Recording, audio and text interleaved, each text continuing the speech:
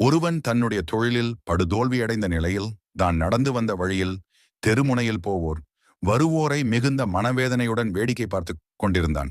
அப்போது எதிரில் உள்ள குப்பை தொட்டியில் ஒருவர் தனக்கு தேவையான பழைய பேப்பரை எடுத்து சாக்கில் நிரப்பிச் சென்றார். சிறிது நேரத்தில் இன்னொரு நபர் அதே குப்பை தொட்டியில் தனக்கு தேவையான பாட்டில்களை நிரப்பி எடுத்துச் சென்றார்.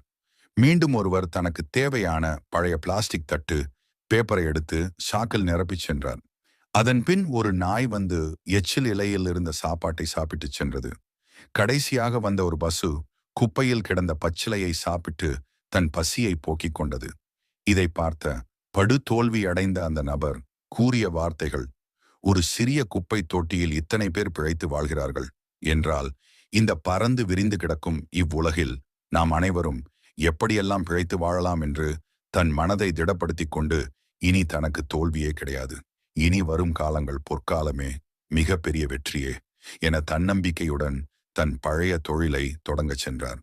இந்த பரந்த உலகில் நாம் அனைவரும் ஜெயிக்க பிறந்தவர்கள்